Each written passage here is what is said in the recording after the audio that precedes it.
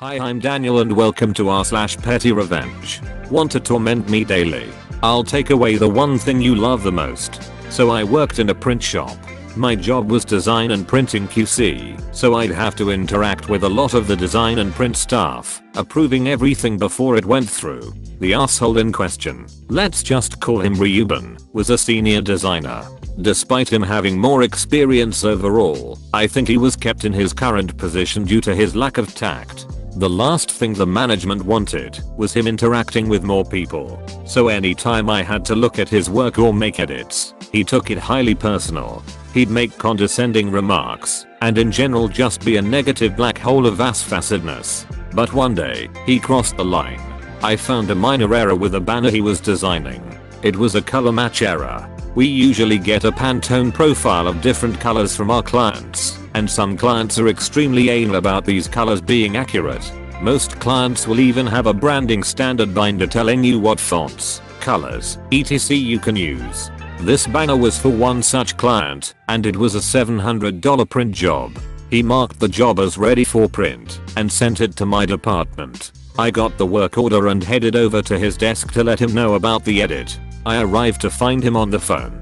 Trying to be polite, I just show him the work order and point with my pen to the note about color correction. I even took the time to provide the correct Pantone color in CMYK format. I drop it and go to walk away, but he snaps, "No, you stay here." Thinking there was some kind of technical problem, I wait. He wasn't even doing anything of significance. He was ordering lunch.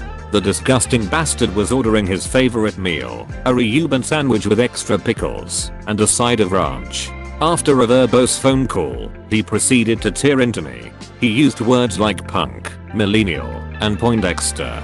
I didn't get pulled into an argument and just said fix the damn thing and went back to my workstation. At this point I'm feeling the petty rage consume me. My friend in his department tells me that he eats this particular sandwich 2 to 3 times per week. So, I decide to do the only reasonable thing. He typically calls the sandwich order in around noon, then goes and grabs it. If he's going out to lunch, he's typically gone by 11:30 and back by 12:30. So I deduce what days he is having his signature meal. On days where he eats out, I called the sandwich shop. I do my best job to mimic his raspy asshole drawl, and I order a Reuben with extra pickles and a side of ranch, all while laughing maniacally on the inside.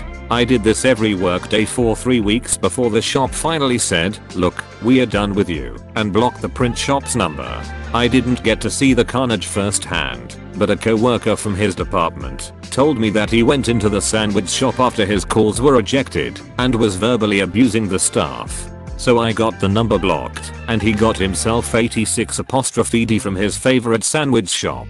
Given our location, the next sandwich shop is about a 20-minute drive each way during lunch rush, whereas the other was walking distance. Have a nice day, motherfucker. TLDR, a guy was a dick.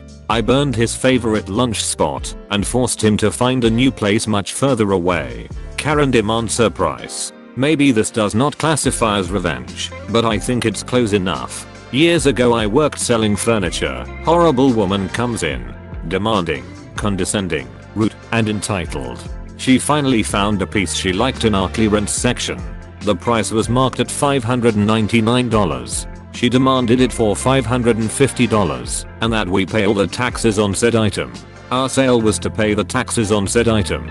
6% where I live. She starts yelling at me that I better find a manager to do my job and she will get this price because she knows a lot of people that work here. Senior level managnant/owners she claimed.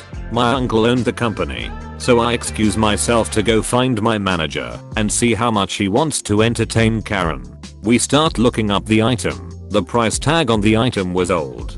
The current price was down to $477. So guess who thought she won while paying $550? If she would have been even a slightly decent human being towards me, it would have saved her more money. Your music versus mine. Several years back, I was living in an apartment in a relatively quiet complex. I had dropped my XGF at work and was looking forward to a possible nap or at least some quiet laziness around 7 to 8 am. and I was off that day. I get back, and the neighbors are blasting music as in late night party volume. After about 30 minutes of this, I felt irritated. I figured it'd play guitar. I have a half stack guitar amp W410-inch speakers, which can be played quietly, but obviously can be cranked up and get pretty loud. Well, I couldn't really hear my guitar with their music playing, so I turned it up 80 W. Mine doesn't quite get to 11, faced the amp towards their wall, and set the guitar by the amp, letting it get feedback, left my apt, and got an ice cold Michelada, and went back after an hour. Sorry other neighbors. Collateral damage. All I could hear all the way from the parking lot was wee from my amp. Tell paramedics to wait for the next elevator. I don't think so. This happened years ago when I worked in a major city as a paramedic. There were numerous hotels that were converted into a cross between Section 8, welfare, housing and homeless shelters.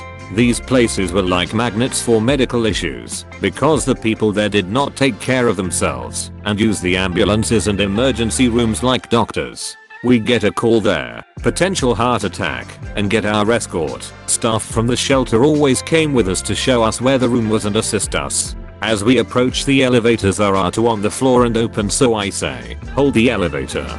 In one someone looked at us and shrugged. In the other the guy stuck his head out and said, take the next one. I'm in a hurry. Okay, no problem. I pull out my key ring, check the fire access key type, and insert said key. It brings all the elevators to the ground floor. PD has now joined us, and Mr. In a Hurry is looking like WTF just happened. My partner yells everyone out. You can use the stairs. Mr. In a Hurry says he ain't getting out. So PD says, are you deaf or stupid? Get out.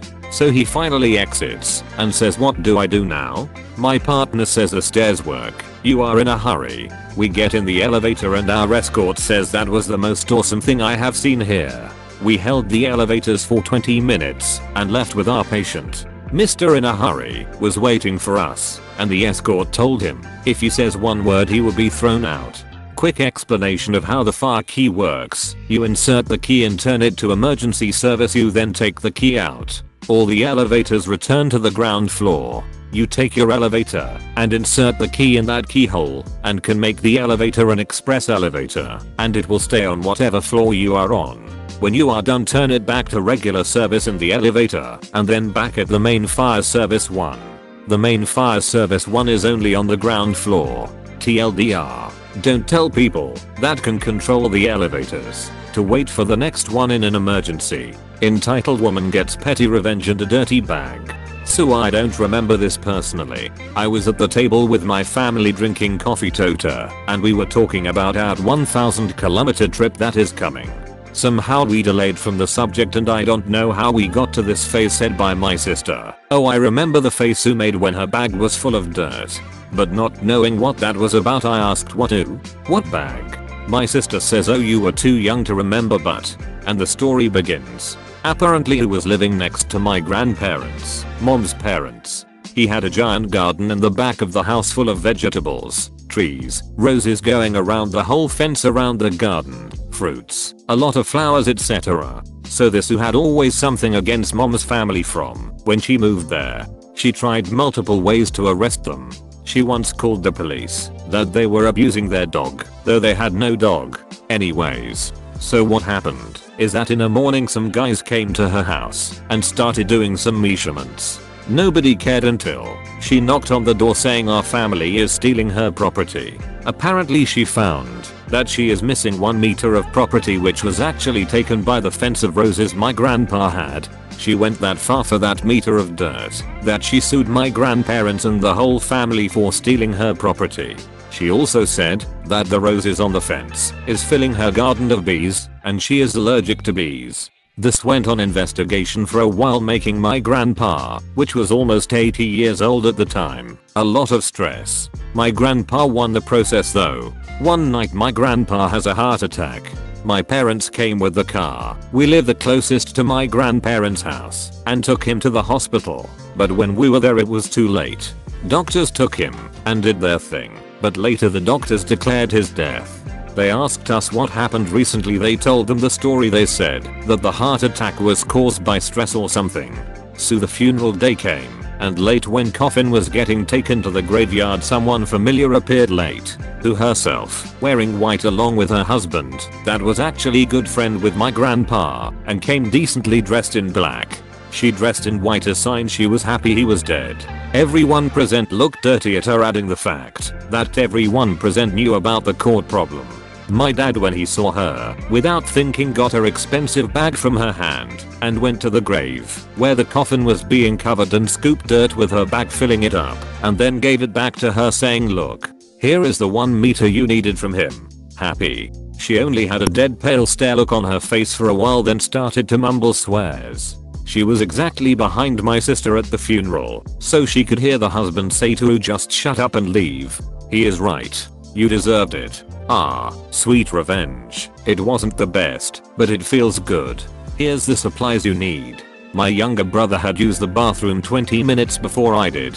When I stepped in and saw 2 empty toilet rolls and no refills in line, I decided to let him know where the supplies were. I took a 40 pack of toilet rolls, looks like a wall of rolls, and placed it in front of his bedroom door after removing a couple for the bathroom. Used the toilet and moved along. He comes out of his room an hour later and asks about the wall of rolls blocking his door. I told him that I'd show him where the rolls were, since he obviously didn't know where they were kept and so didn't put in a replacement roll once he was done using the toilet. He marched to the toilet and indignantly exclaimed there was a roll in place, to which I answered, "Yes, I just put it there." He admitted defeat and put away the rolls. Good thing he knows where they are now. Also, posting this on his 16th birthday. Happy birthday, little bro. Wishing him many years of toilet roll refills.